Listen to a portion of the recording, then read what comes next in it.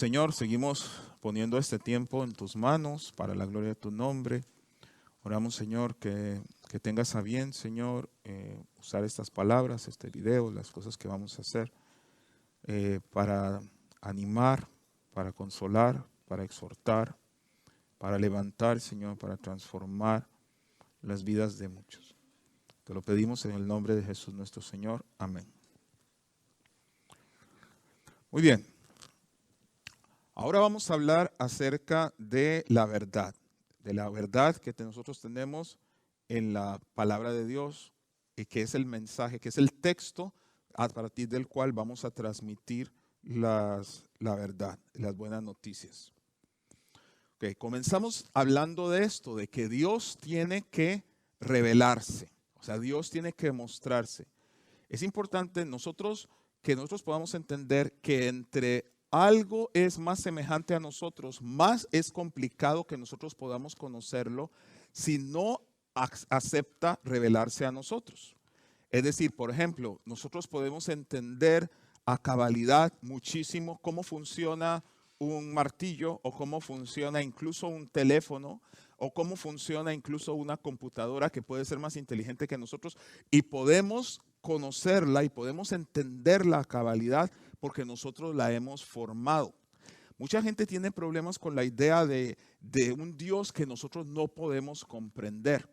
Pero la verdad es que si nosotros, entre más semejante a nosotros, más dificultades vamos a tener para comprenderlo si esto no se revela a nosotros. Podemos entender perfectamente cómo funciona, como dijo, un martillo o incluso un libro o incluso una computadora, pero tenemos muchas más dificultades en poder entender a nuestro perro. Y poder saber qué es lo que está pensando, qué es lo que siente, hacia dónde va. Bueno, con mayor tenemos dificultad para entender a nuestro amigo o incluso a pesar de los años, uno va creciendo y va mejorando, pero para comprender a nuestra esposa, a nuestro esposo, a pesar de muchos años, si esa persona no escoge revelarse, si no escoge abrir su mente y abrir su corazón y comunicarse con nosotros, nosotros no lo podemos entender. Entonces, los dioses que la gente puede comprender, los dioses que la gente tiene en su mente y que saben exactamente qué quieren, exactamente qué hacen, exactamente cómo funcionan y que son sencillos y que parecen decir, es que si Dios existiera tendría que ser sencillo, no están tomando en cuenta esa realidad de que obviamente si no podemos entender plenamente algo que es igual a nosotros, si no se revela a nosotros, con mucho más razón no podemos entender algo que es superior a nosotros si no escoge revelarse. Y Dios pudo no haber escogido revelarse, Dios pudo habernos creado, pudo haber decidido hacernos y simplemente hacer lo que Él tenga que hacer y no hubiéramos podido quejarnos de nada, o sea, simplemente Él nos hizo y estamos ahí, pero Dios no necesita revelarse, pero Dios desea revelarse y Dios tiene que mostrarse a nosotros para que nosotros podamos conocer a Dios. Y en ese proceso de conocer a Dios, o sea, el universo da testimonio de quién es Él y de qué es lo que Él está haciendo. Y es interesante que hay un dicho por ahí que dice, el que ríe al último ríe mejor. Y Dios es el que ha estado riendo. O sea, esto muestra al rey David y por años incluso arqueólogos y mucha gente había estado cuestionando la existencia del reino de David, así como antes cuestionaron a los hititas y si ya descubrieron a los hititas como antes, dudaron de que hubiera un tesorero de la ciudad de Corinto, que ese puesto no existía, para encontrar una inscripción donde decía específicamente Erasto, tesorero de la ciudad de Corinto. Y parece que Dios en veces espera que hagamos nuestras afirmaciones categóricas para terminar revelando su voluntad. Muchas veces no era tanto que la Biblia haya quedado en las cosas antiguas e ignorantes, sino que nosotros éramos los que no sabíamos lo suficiente. Es que la Biblia y los antiguos hablaban del corazón, pero no hay nada de eso, todo está en la mente, todo está en el cerebro. Bueno, ahora hemos descubierto el síndrome del corazón roto. Es que las entrañas expresan los sentimientos. No, y eso no es verdad. Ya ahora la sabemos que todo está en el cerebro. No, pues resulta que unas bacterias viviendo en el intestino determinan mucho nuestro ánimo. Entonces, hemos descubierto, nosotros por un lado tenemos esta idea de nuestra superioridad y de nuestra perspectiva.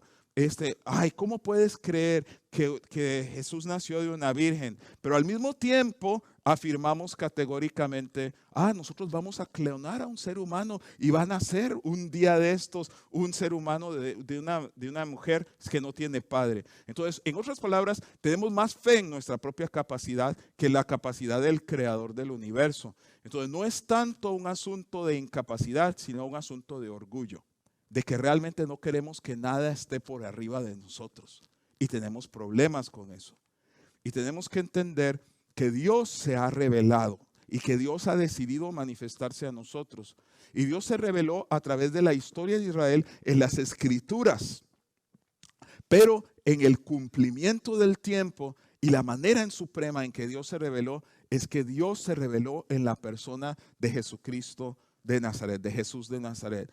Como dice en el libro de Hebreos, Dios, habiendo hablado antes a nosotros y a nuestros padres de muchas maneras en los tiempos antiguos por medio de los profetas, en estos últimos días se ha revelado por medio de su Hijo, al cual hizo heredero de todas las cosas. Este es Jesús de Nazaret.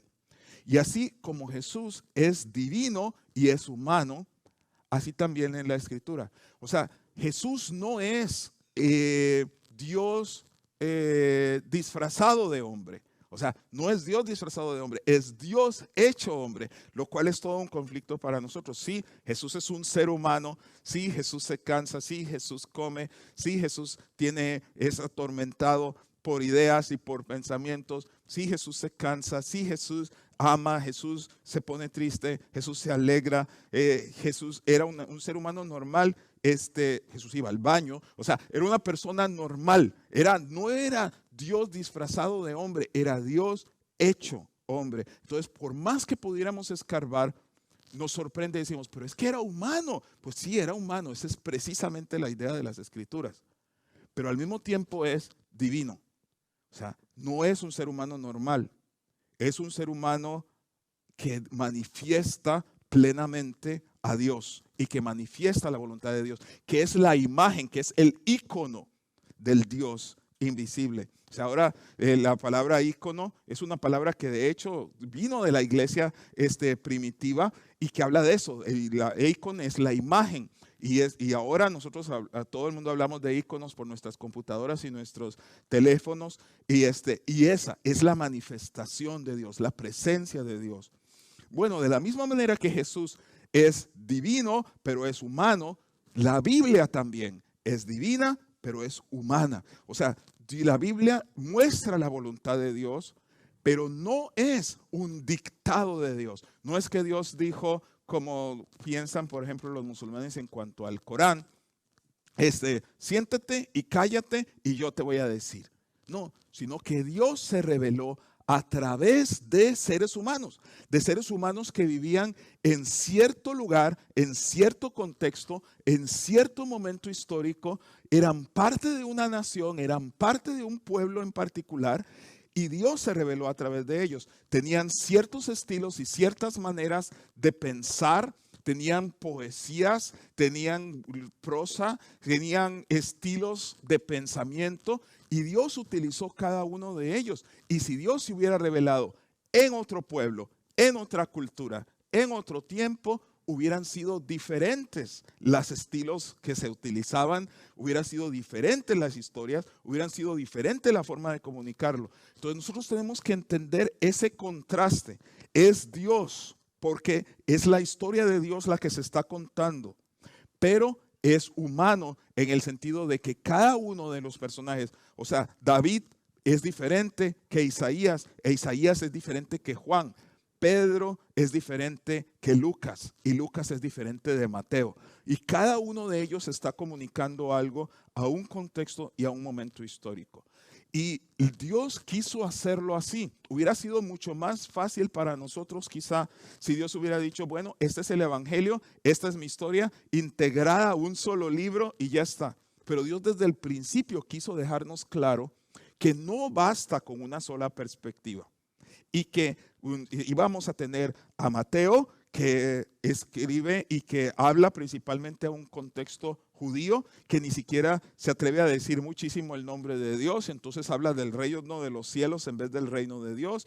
A Marcos, que está hablando en el contexto romano y que empieza de una vez parafraseando y contrastando con Augusto, evangelio de Jesucristo, el Hijo de Dios. ¿Por qué? Porque existía también por ahí el evangelio de Augusto, las buenas noticias sobre Augusto, que era el emperador de Roma en ese momento.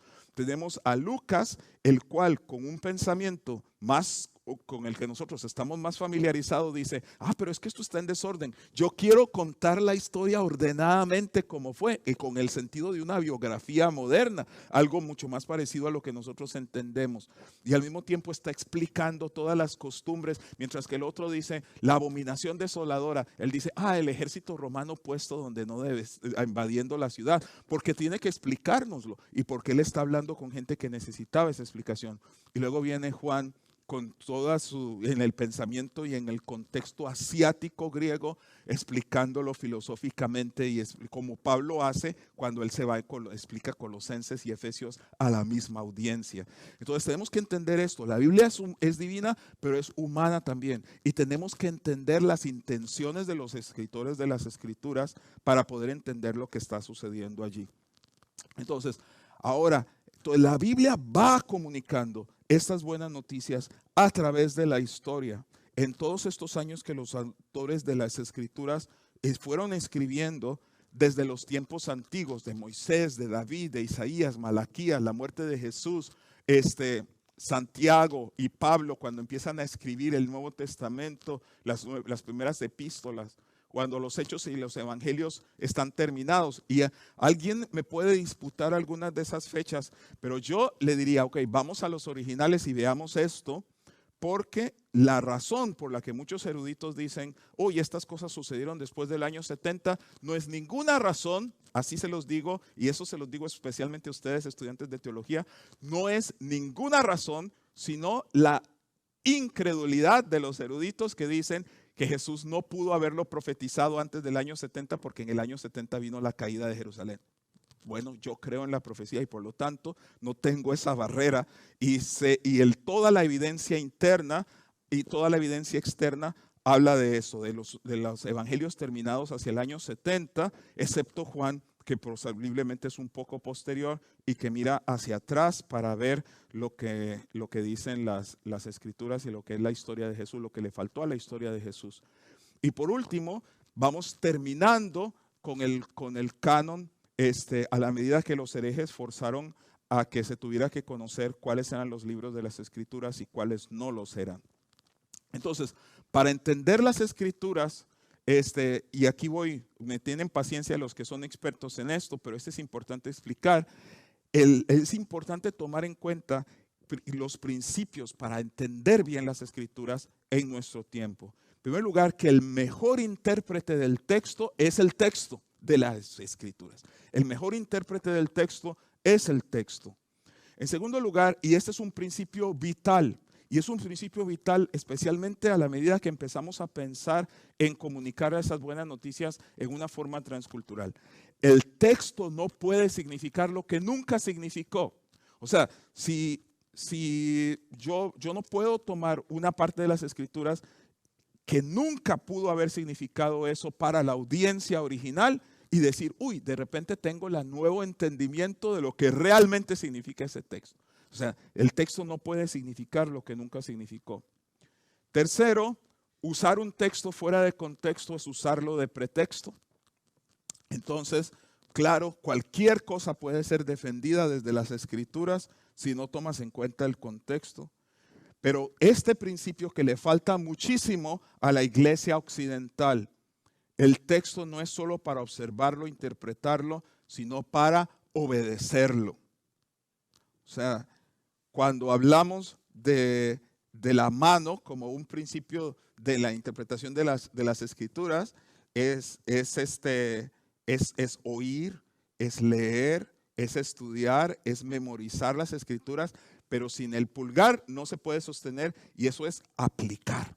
O sea, poner en práctica las escrituras, obedecer las escrituras. Somos llamados a ser discípulos de Jesucristo. Ya hablamos de que esto es un reino, de que Jesús no vino a traer una religión. O sea, no vino, aunque el reino tiene aspectos religiosos, pero no vino a traer una religión, vino a traer el reino de Dios, el gobierno de Dios.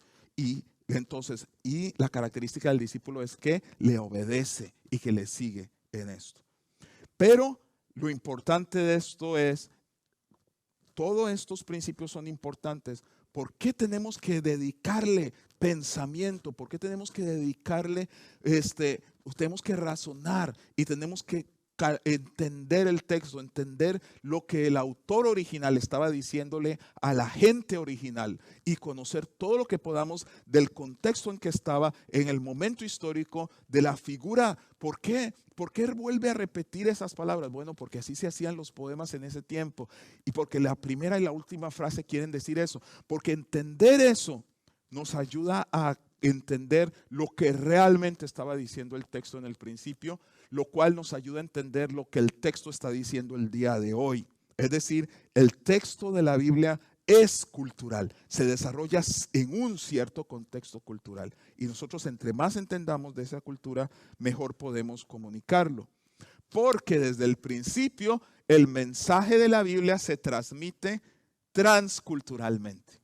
O sea, es decir, Jesús era judío, en un cierto contexto histórico, hablaba una cierta lengua, arameo, hablaba hebreo, probablemente hablaba griego también, pero era de cierta cultura, de cierta religión, de cierto contexto, en cierto lugar, en cierto momento histórico, y él lo transmite esa enseñanza a sus discípulos. Pero sus discípulos tienen que empezar, tan pronto empiezan a comunicar el evangelio, y por eso tenemos los textos de la Biblia y los tenemos en griego. O sea, empiezan a comunicar transculturalmente, a llevar el evangelio a otra gente. Primero son los hebreos, pero luego tienen problemas dentro de los otros hebreos que hablan griego y tienen que crear a los diáconos, y viene gente como Felipe, como Esteban. Pero poco tiempo después de eso, están atravesando la barrera y llegando a griegos que eran temerosos de Dios, a griegos que creían en el Dios de Israel. Y vienen a Cornelio y el Espíritu Santo viene y toca sus vidas. Pero poco después de eso, unos van en Antioquía, y en Antioquía hablan por primera vez a griegos paganos, donde se está rompiendo otra barrera, y así continúan rompiéndose barreras hasta el principio. Entonces el mensaje desde la Biblia, desde el principio, ha sido transmitido transculturalmente. Y ya dijimos que esta transmisión cultural es cristianismo. O sea, dijimos que Jesús resumió la Biblia diciendo: yo soy el Cristo, he muerto por sus pecados, tenía que resucitar al tercer día, y en mi nombre tenía que predicarse arrepentimiento y perdón de pecados a todas las naciones. Es decir, no podemos obedecer a Jesús y no podemos ser parte de lo que Él está haciendo, y no podemos ser parte de su pueblo, y no podemos hacer su voluntad si no comunicamos el evangelio en círculos cada vez crecientes desde hasta lo último de la tierra, porque dice: Él no cesará, Él no se cansará hasta que establezca en la tierra justicia. Y dice luego: ustedes son el cuerpo de Cristo. Y dice la palabra: y todo fue creado por medio de Él y para Él. Entonces, eso significa que la Biblia, que el mensaje del evangelio de que Jesucristo es el dueño de todo, el Señor de todo, el Rey de todas las naciones, eso tiene que ir de un pueblo a otro pueblo, a otro pueblo, a otro pueblo. Entonces el mensaje de la Biblia tiene que transmitirse transculturalmente. Ahora, cuando vemos entonces lo que es la cultura, tenemos que entender que la cultura es el modo que tienen los seres humanos de hacer las cosas. O sea, es el medio ambiente creado por el hombre. Es la manera, las costumbres y las ideas que se transmiten de generación en generación. Entonces, ¿qué está en el corazón de la cultura? En el corazón de la cultura está la cosmovisión, es decir, ¿qué es real? O sea, pero bueno, vamos a verlo desde fuera. Empezamos viendo desde afuera lo que son la tecnología en las instituciones. Eso es lo que vemos afuera. ¿Cómo se visten? ¿Y a dónde están? ¿Cómo se organizan? ¿Están todos los hombres juntos en un lugar, luego las mujeres juntas en el otro? ¿Están divididos en familias? ¿Son familias pequeñas o son familias donde viven bajo la casa de su padre? ¿Hay gobiernos? O sea, vemos las instituciones y vemos la tecnología. Usan, ¿qué clase de ropa usan? ¿Qué clase de casas? ¿Qué clase en qué se transportan? ¿Qué comen? ¿Qué es lo que hacen? Entonces, todo eso vemos la tecnología y vemos las instituciones. Si nos quedamos más tiempo, entonces nosotros vamos a entender el comportamiento, cómo se comportan. Si tenemos más tiempo y si seguimos enfocados, vamos a entender qué valores están detrás del comportamiento. ¿Por qué, por ejemplo, en X cultura, la esposa ideal de este muchacho es su prima del lado paterno? Bueno, detrás de eso hay un valor. ¿Qué es el valor? Okay, un valor hacia la propiedad, un valor hacia que la propiedad permanezca en la familia. Okay, hay principios, hay valores detrás de eso. Y los valores nos dicen qué es importante, qué no lo es, qué es valioso, qué es bueno, qué es malo. Detrás de eso hay creencias. Es decir, ¿por qué? Porque la propiedad es lo que te define. Bueno, esa es una creencia. Y esa creencia está produciendo un valor, que está produciendo un comportamiento, que está produciendo una institución. Y detrás de esas creencias hay una cosmovisión. Y la cosmovisión nos dice qué es real, qué existe y qué no existe. Okay. Entonces, todos nosotros tenemos cosmovisión. Y la cosmovisión en nuestro contexto es diferente de la cosmovisión bíblica. Nosotros en estos muchos últimos años hemos estado siendo formados por una cierta cosmovisión que nos dice que lo que existe es lo que veo, lo que toco, lo que huelo. Mis sentidos son lo que determina mi cosmovisión. No somos consistentes en la aplicación de eso, porque creemos en muchas cosas al final que no podemos ver y que no podemos demostrar. Pero teóricamente eso es lo que creemos y eso es lo que estamos valorando. Entonces eso nos presenta un reto muchas veces en la comunicación del evangelio, pero sobre todo no solamente la comunicación del evangelio, porque a veces vamos a pueblos que no tienen ningún problema, que no tienen esos mismos problemas que nosotros tenemos, sino en nosotros creer el evangelio y entender el evangelio y vivir el evangelio. Entonces, la cultura va a influenciar eso. Y si yo voy a entender, si voy a lograr transformación, sea en mi propio contexto cultural o en otros contextos culturales, yo tengo que trabajar en la transformación de la cosmovisión. ¿Okay? Entonces, por ejemplo, si yo tengo en el fondo de mi cosmovisión, tengo la idea, lo que existe es lo que veo, lo que palpo y lo que tengo. Voy a decir, soy cristiano y creo en la vida eterna y creo que la vida eterna es lo más importante que hay a nivel de creencias. Pero mis valores no van a transmitir lo mismo.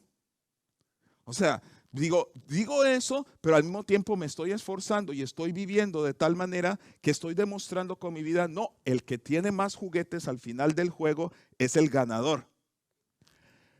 ¿Por qué? Porque tengo que ir más adentro, que es a la cosmovisión. ¿Qué existe y qué es real? Si lo que está en el centro y lo que realmente existe es Dios y que Dios es galardonador de los que le buscan, entonces voy a vivir de cierta manera. Si lo que está en el fondo, por más que le pongo capas religiosas y trato de creer eso, pero si lo que yo realmente creo es, esta vida es lo que hay, pero por si acaso lo que hay que hacer es recibir a Cristo, entonces va a mostrarse en mis valores, lo cual va a mostrarse en mi comportamiento y va a mostrarse en el tipo de iglesia que nosotros vamos a tener. Entonces, la transmisión del evangelio tiene patrones culturales. ¿Qué es lo que está sucediendo allí en ese cuadro? Bueno, hay malentendidos culturales. ¿Ok? Estas personas están saludándose en el aeropuerto y este señor está tratando de darle la mano mientras que el otro está inclinado con su tarjeta de presentación y él probablemente está preguntándose qué es lo que está haciendo. Y el otro está diciendo, pues, oye, este señor, ¿por qué me está tirando la mano? Esta es la forma respetuosa de saludar a alguien que está siendo bienvenido.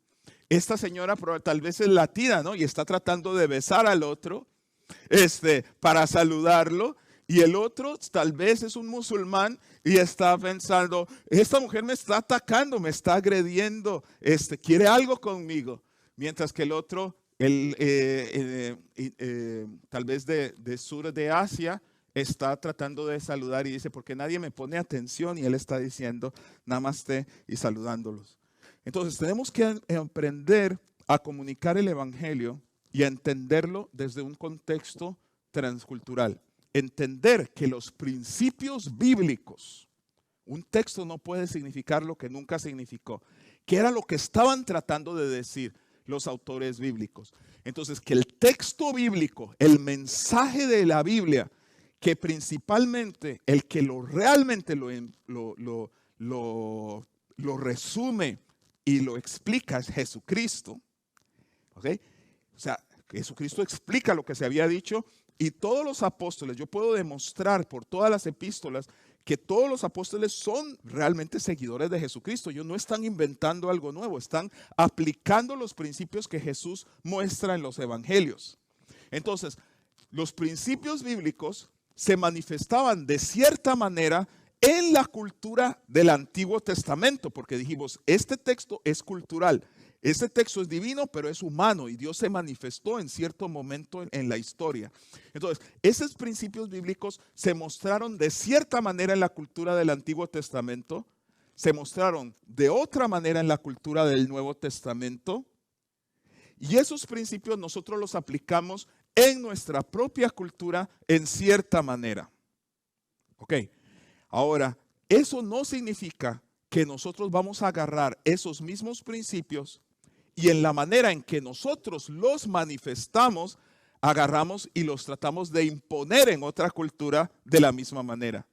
Lo que es importante es preservar el principio bíblico, no la forma en que nosotros lo manifestamos en nuestro propio contexto cultural.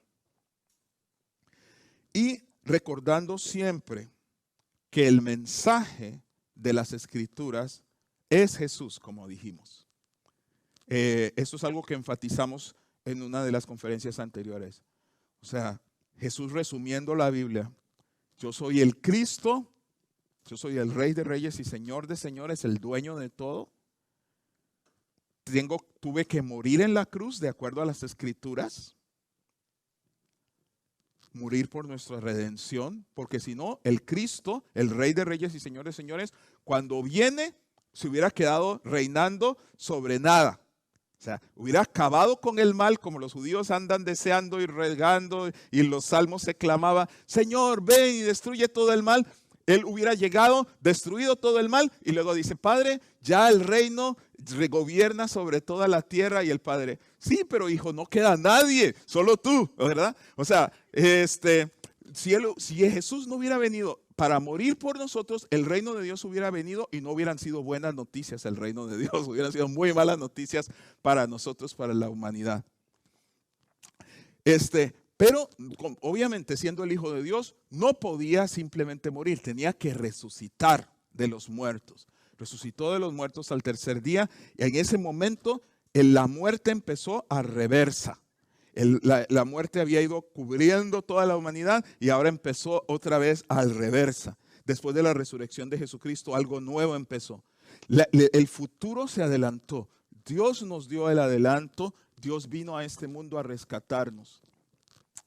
Y lo cuarto que dices, Él es el Cristo, Él tenía que morir, Él tenía que resucitar de los muertos, pero en cuarto lugar, en su nombre tiene que predicarse el arrepentimiento y perdón de pecados a todas las naciones. Y eso es Biblia, Eso es cristianismo, no es misiones. O sea, tiene que predicarse el arrepentimiento y perdón de pecados a todas las naciones. ¿Por qué? Bueno, porque Jesucristo es digno de todo.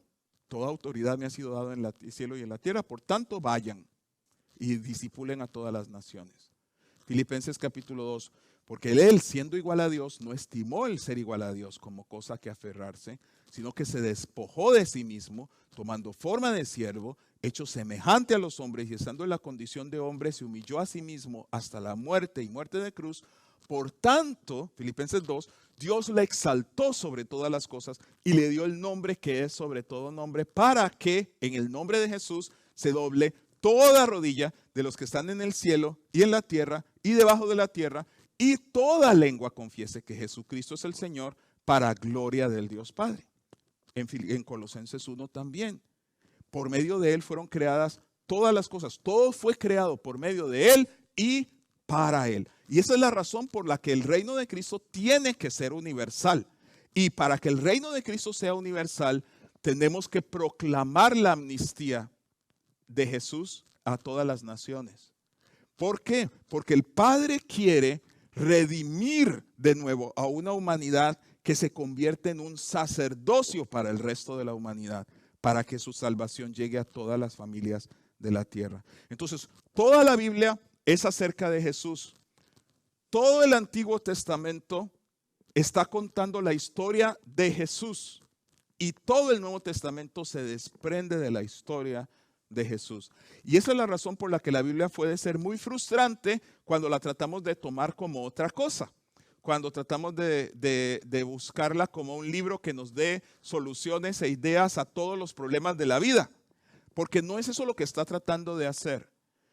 ¿Cómo se llamaba la esposa de Pedro? ¿Cuántos hijos tenía? ¿La suegra era viuda o tenía esposo? ¿Cómo fue? Incluso, ¿cómo fue que nació Pedro? ¿Cómo fue que murió? No dice. Es un personaje secundario en la historia que la Biblia realmente está contando, que es la historia de Jesús. Esto es lo que está escrito, dice Jesús, acerca de mí, en la ley de Moisés, en los profetas y en los salmos. Y nosotros podemos agregar, y en los evangelios, y en las epístolas, y en el Apocalipsis. Esa es la historia que Dios está contando.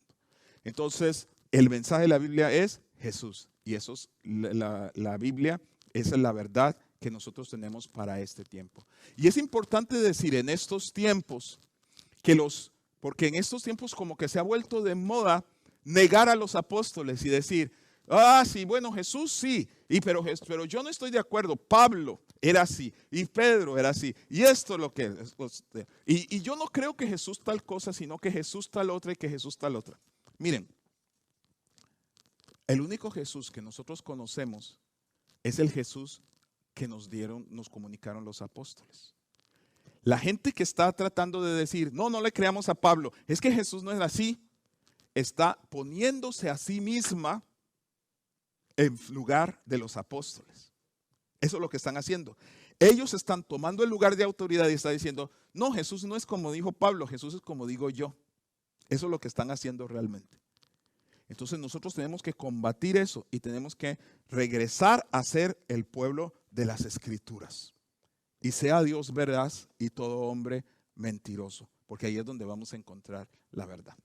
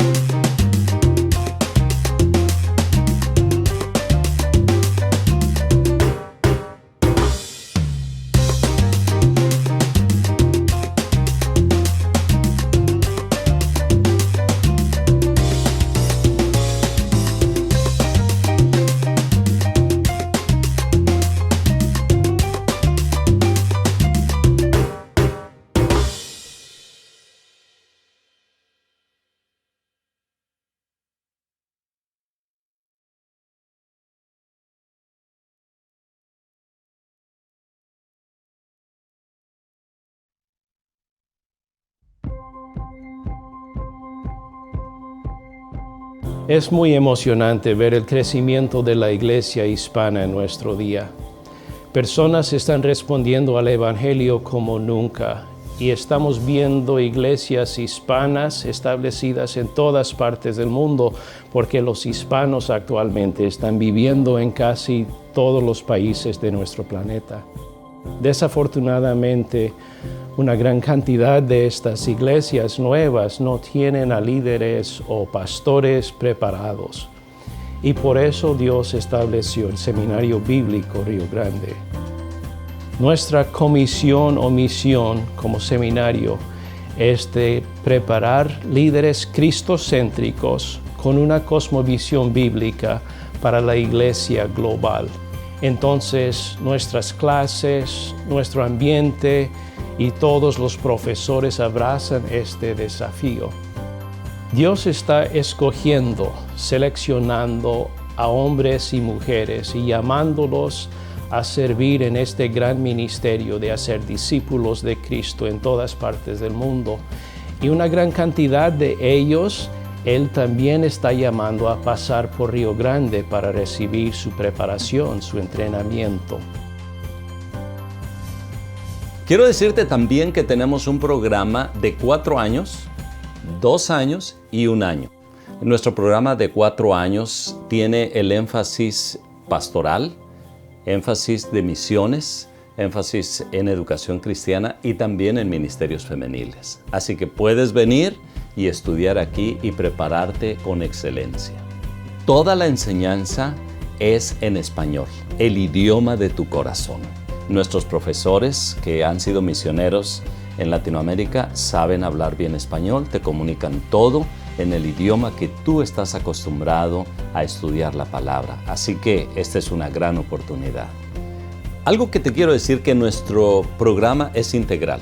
Tenemos oportunidades cada domingo y durante la semana de asistir a una iglesia local y ahí puedes poner en práctica lo que has aprendido. Algunos de nuestros estudiantes están discipulando a alguna persona, están evangelizando, han ganado almas para Cristo, están predicando, están sirviendo en diferentes áreas de los ministerios en las iglesias locales. Esto es muy bueno porque no te quedas solamente en el salón de clase, sino que lo llevas a la práctica. Algo también que es muy importante es que puedes crear una red internacional de ministerio. Tenemos estudiantes de más de 20 países de Latinoamérica aquí. Es decir, haces amigos de diferentes lugares, hermanos que te puedes apoyar en oración, puedes crear una red internacional de ministerio y tener una visión más amplia de lo que Dios está haciendo. Te vamos a orientar en todas las cosas que se necesitan hasta que el Señor te traiga a este lugar y puedas disfrutar del entrenamiento que Él tiene preparado para ti.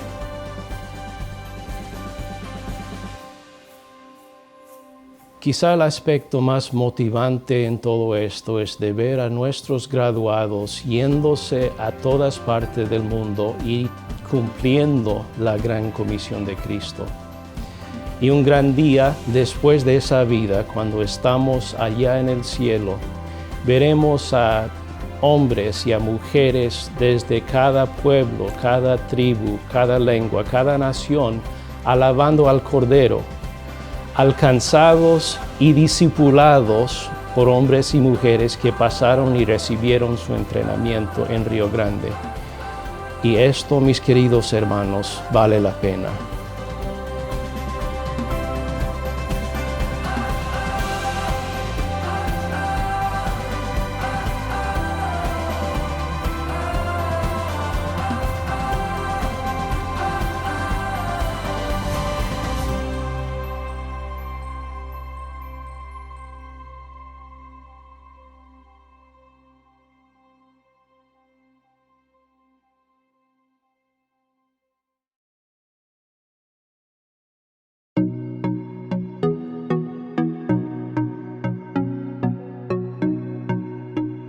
El ministerio de campamentos cristianos es un ministerio muy bonito y tener evangelismo con niños, con jóvenes y con adultos y sirve como un apoyo tremendo para la iglesia.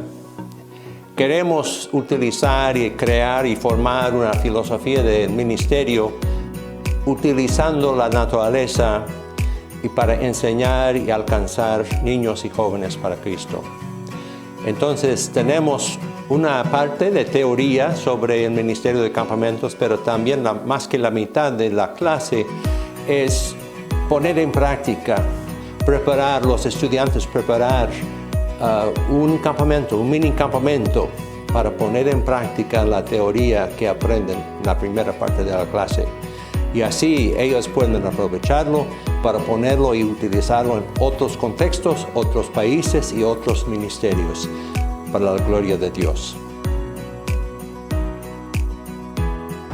La clase de Ministerio de Campamentos fue de gran bendición para mi vida, no solo porque nos ayudan a organizar un campamento de forma sabia, sino porque también nos ayuda a ir al enfoque de la necesidad de nuestros camperos, no solamente para edificar a los que ya son creyentes, sino también para traer el evangelio a aquellos que aún no lo son. Doy gracias a Dios por esta clase porque me anima como cuerpo de Cristo buscar a Cristo fuera de las cuatro paredes de la iglesia y contemplar su presencia en medio de la naturaleza.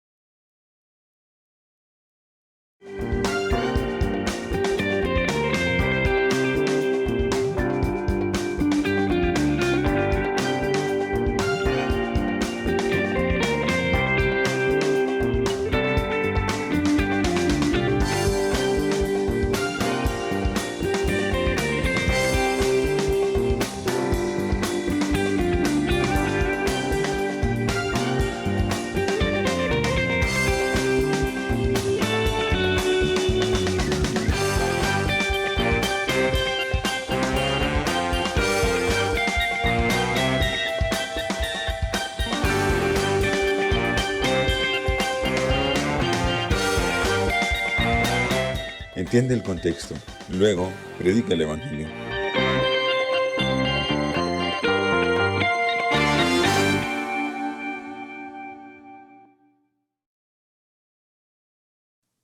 Muy bien.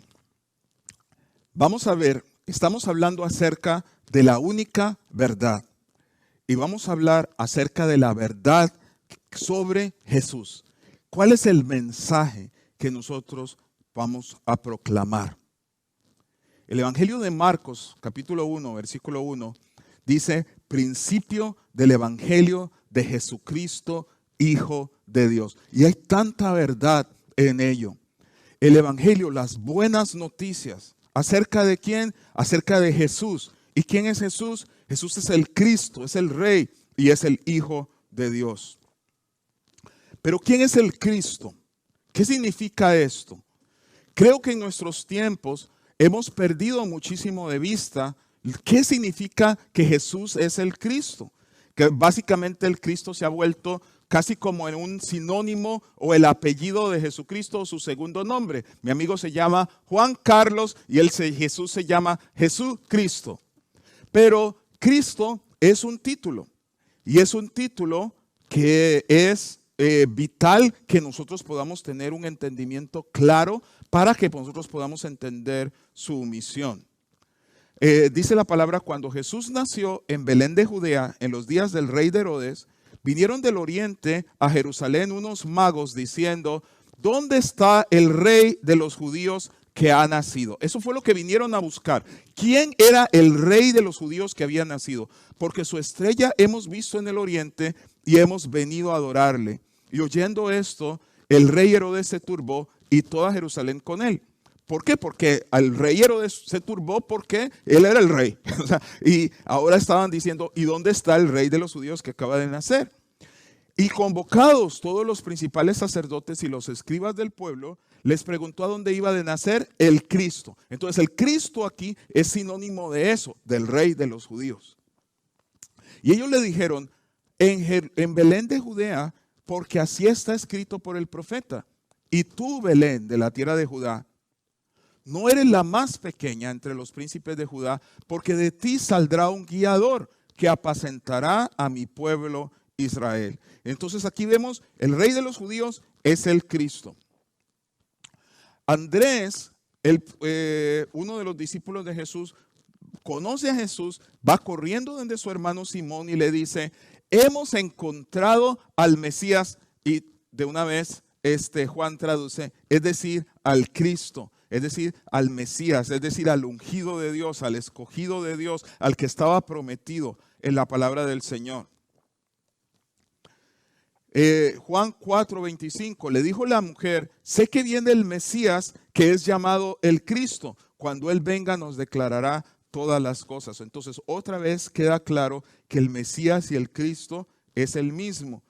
Levantándose entonces toda la multitud de ellos, llevaron a Jesús a Pilato y comenzaron a acusarle diciendo, a este hemos hallado que pervierte la nación y que prohíbe dar tributo al César, diciendo que él mismo es el Cristo, y Lucas de una vez dice, un rey. Porque está hablándole también a una audiencia pagana. Entonces el Cristo es el rey.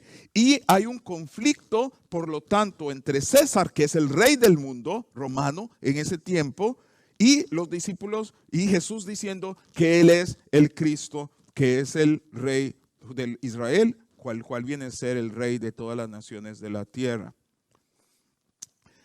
Dice, desde entonces, continúa el juicio y dice, procuraba a Pilato soltarle, pero los judíos daban voces diciendo, si sueltas a este, no eres amigo de César. Todo el que se hace rey, a César se opone. Entonces, otra vez está diciendo claramente que Jesús está haciéndose rey y que eso está en oposición con César. Pilato les dijo, a vuestro rey he de crucificar. Y entonces viene el momento más triste de la historia del pueblo de Dios, cuando ellos le respondieron, no tenemos más rey que César. O sea, el mismo pueblo le había sido dicho claramente que Dios era su rey y que fue reprendido cuando trataron de buscar a un rey humano para sustituirle.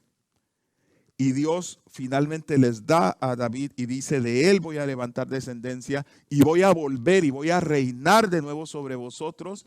No reconocen el momento en que Dios ha venido de nuevo para reinar sobre su pueblo y dicen, no tenemos más rey que César, y aceptan a un rey pagano por encima del rey del reino de Dios. Los soldados romanos también entendieron las implicaciones y en la soberanía de Dios, después de atormentarle, le vistieron de púrpura, que era la ropa de los reyes, le pusieron una corona tejida de espinas en su cabeza y comenzaron a saludarle diciendo, salve rey de los judíos. Y Dios en su soberanía estaba vistiéndole de púrpura y estaba poniendo una corona sobre su cabeza. Y fue levantado en un trono que era una cruz y fue puesto un letrero en 3 lenguajes para entender que era el rey de todas las naciones de la tierra. Por eso le dijeron a Pilato los principales sacerdotes de los judíos, no escribas rey de los judíos, sino que él dijo, soy rey de los judíos. Pero Pilato respondió, lo que he escrito, he escrito. De esta manera también los principales sacerdotes, escandeciéndole, se decían unos a otros con los escribas, a otros salvó, a sí mismo no se puede salvar. El Cristo, Rey de Israel, descienda ahora de la cruz para que veamos y creamos. Y Jesús dice, esto es lo que estaba escrito acerca de mí en la ley de Moisés, en los profetas y en los salmos. En primer lugar, que yo soy el Cristo, que voy a padecer, resucitar y ser proclamado Señor en todas las naciones de la tierra. Cuando los apóstoles son retados a dejar de hablar en el nombre de Jesucristo, ellos se van y oran al Señor. Y al orar invocan el Salmo 2. Y ellos, habiéndolo oído, alzaron unánimes la voz a Dios y dijeron, soberano Señor, tú que hiciste los cielos, la tierra y el mar y todo lo que contienen, tú que por boca de tu siervo David dijiste, ¿por qué se amotinan los pueblos y las gentes piensan cosas vanas? Porque se reunieron los reyes de la tierra y los príncipes se juntaron el uno contra el Señor y contra su Cristo, contra el Mesías. Hay un enfrentamiento entre los reyes de este mundo y el reino de Dios. ¿Cuál era el mensaje que proclamaban los primeros cristianos cuando se da todo el alboroto en Éfeso? A los cuales Jasón ha recibido, y todos ellos contravienen los decretos del César, diciendo que hay otro rey, Jesús.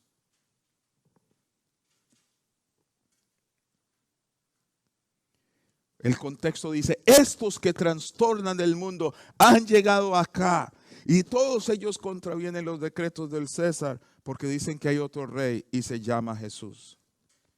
¿Y cuál es la misión de ese rey, del Cristo? Entonces el mensaje claro y llano de la Biblia es que Jesús es el Mesías, Jesús es el rey de todas las naciones de la tierra. ¿Cuál es su misión?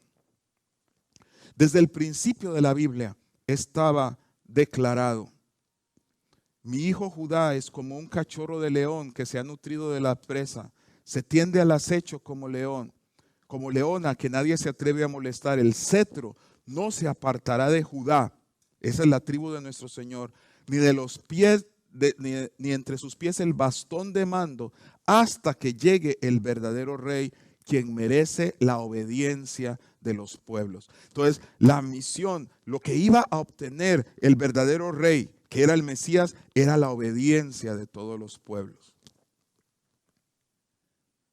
En la 70 dice, no faltará un gobernante de Judá, ni un príncipe de sus lomos, hasta que venga aquel para quien se ha guardado, y él es la expectativa de las naciones. Por eso en el Salmo 2, ¿por qué se rebelan los pueblos?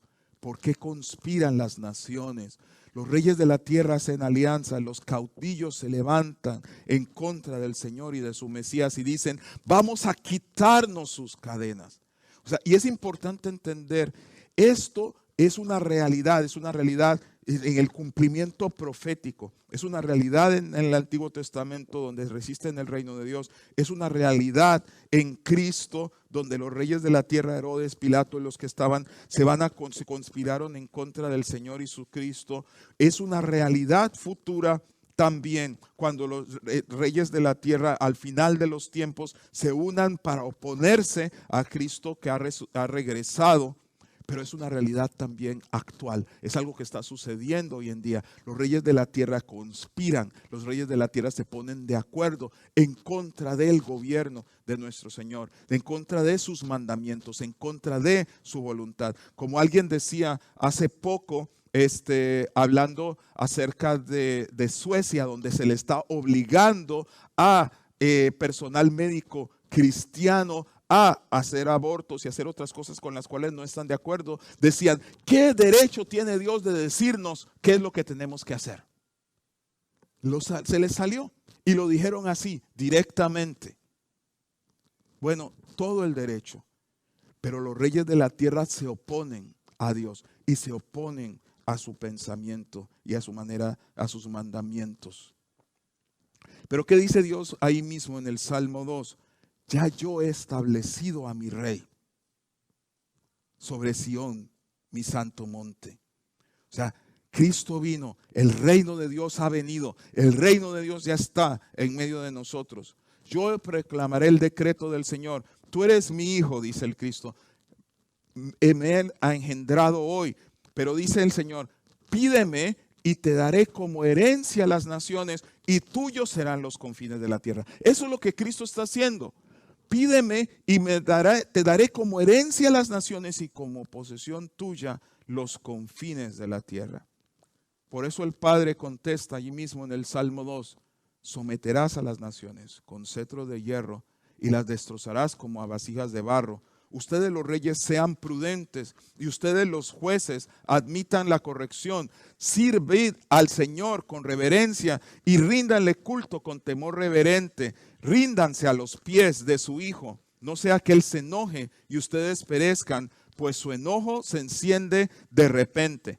O sea, y es exactamente lo que Pablo está diciendo en 1 Corintios cuando dice, Él, después de haber suprimido a toda potestad, a toda fortaleza, a todo imperio, Él se sentará en su trono y rendirá todas las cosas al Padre y Dios llegará a ser todo en todos. Este es el contexto de las buenas nuevas. Nosotros generalmente solo pensamos en el último versículo. Bienaventurados todos los que en Él confían. Pero eso no es el fin, ese es el medio. O sea, la salvación que nosotros hacemos central en nuestro mensaje tantas veces es el medio para que la gente pueda venir al reino de Dios y no ser destrozados en el camino. Cuando el reino de Dios venga sobre los reinos de la tierra y destruya todos estos principados y potestades. La salvación significa que nosotros reconocemos que sí, merecemos condenación, que merecemos el juicio de Dios, pero que gracias al amor de Dios, que gracias a lo que Cristo hizo, que gracias a que Cristo primero vino para morir por nosotros y dar su vida por nosotros, nosotros podemos ser perdonados de nuestros pecados y podemos entrar en el reino de Dios y ser bienaventurados y no estar entre sus enemigos que van a ser juzgados, sino entre aquellos que han sido redimidos por causa de Cristo. Eso es exactamente lo que dice el profeta Daniel. En los días de estos reyes, el Dios del cielo establecerá un reino. ¿Cuáles reyes? Está hablando de los últimos. O sea, ¿se acuerdan de la visión de Daniel? Está la cabeza de oro, luego están los hombros y los brazos de plata, y luego vienen la cintura de bronce, y luego vienen las piernas de hierro, y luego vienen los pies, que son los dedos están hechos de barro mezclado con hierro, que representaba el momento del Imperio Romano en ese tiempo histórico. Y dice, en los días de esos reyes viene un reino que es representado en la visión de Daniel por una piedra que viene y destruye los pies y derriba toda la estatua. En los días de esos reyes, el Dios del cielo establecerá un reino. Y Cristo vino precisamente en los días de esos reyes y vino a establecer ese reino que jamás será destruido ni entregado a otro pueblo, sino que permanecerá para siempre y hará pedazos a todos esos reinos. ¿Y quién es el rey de ese reino? Daniel 7. Miraba yo en la visión de noche, y aquí con las nubes del cielo venía uno como un hijo de hombre, que vino hasta el anciano de días, y le hicieron acercarse delante de él, y le fue dado dominio, gloria y reino para que todos los pueblos, naciones y lenguas le sirvieran. Su dominio es dominio eterno que nunca pasará y su reino uno que no será destruido. Por eso cuando a Jesús lo llevaron al juicio y le dijeron, ya no nos tengas en vilo, jura por el Señor, ¿eres tú el Cristo o no? La respuesta de Jesús es, lo soy. Y verás al Hijo del Hombre viniendo en las nubes con gran poder y gloria. Estaba hablando de este pasaje. No es como a veces nosotros decimos en nuestro cristianismo sencillo, el Hijo de Dios porque es divino, el Hijo del Hombre porque es humano. No, va mucho más de eso. Cuando Él está hablando del Hijo del Hombre, está hablando de este personaje que viene en las nubes con gran poder y gloria y al cual van a servir gente de todos los pueblos, las tribus, las lenguas y todas las naciones. Eso es lo que Dios está haciendo. Ese es el mensaje que nos ha sido dado. Es ese el contexto en que Jesús, después de resucitar, dice, toda autoridad me ha sido dada en el cielo y en la tierra. Por tanto, vayan, yendo, discipulad a todas las naciones, bautizándolos en el nombre del Padre, del Hijo y del Espíritu Santo, y enseñándoles a obedecer.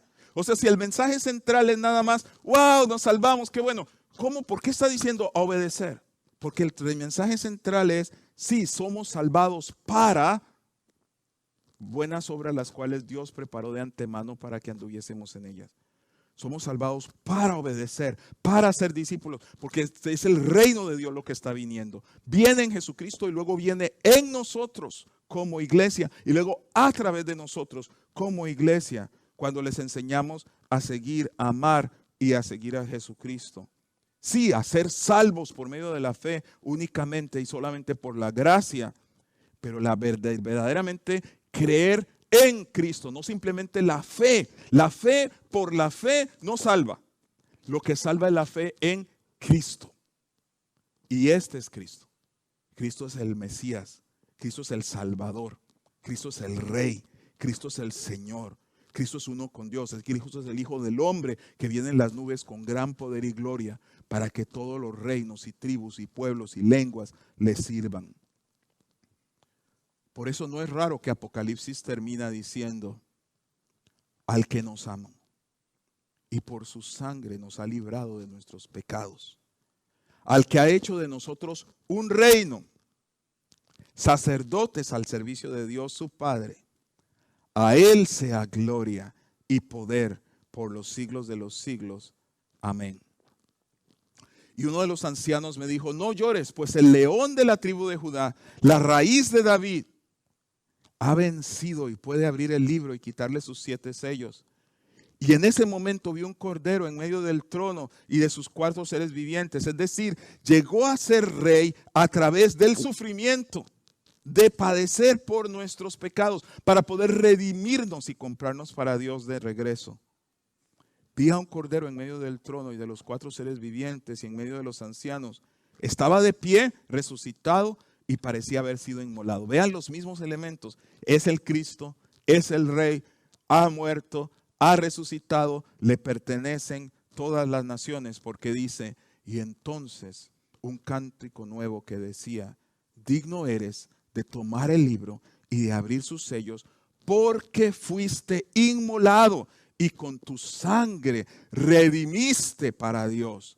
Volviste a comprar para Dios gente de toda raza, toda lengua, todo pueblo, toda nación. Y para nuestro Dios los hiciste, otra vez, reyes y sacerdotes, y reinarán sobre la tierra. Y después de esto miré y apareció una multitud tomada de todas las naciones y tribus y pueblos y lenguas. Era tan grande que nadie podía contarla. Estaban de pie delante del trono y del Cordero, vestidos de túnicas blancas y con palmas en la mano, y gritaban a gran voz, la salvación pertenece a nuestro Dios que está sentado en el trono y al Cordero. Los reinos de este mundo han venido a ser de nuestro Señor y de su Cristo, y Él reinará por los siglos de los siglos. Este es el Cristo, este es el Señor, esta es la verdad acerca de Jesús. Este es el mensaje que nos ha sido encomendado. Cuando predicamos un mensaje inferior a este, no le estamos dando a Jesucristo toda la gloria que Él merece. Y nos debe sorprender cuando no hay poder de transformación, cuando no hay poder en el discipulado, cuando no hay poder de vidas que viven para Él y para su gloria y para alabarle y para transformar. Cuando llegan gente de religión evangélica a los gobiernos y son más corruptos que los demás y hacen más problemas que los demás. Cuando llegan personas de fe y que están en los negocios y salen con las mismas cosas y los mismos desastres que todos los demás. Sí, hemos sido redimidos, hemos sido salvados, pero hemos sido salvados para el reino de Dios, para vivir para Él, para vivir para su gloria, para extender el mensaje, para entender que Jesús es el Señor de todas las naciones y nos toca el privilegio de proclamarle hasta los confines de la tierra. Y eso no es misiones, eso es cristianismo.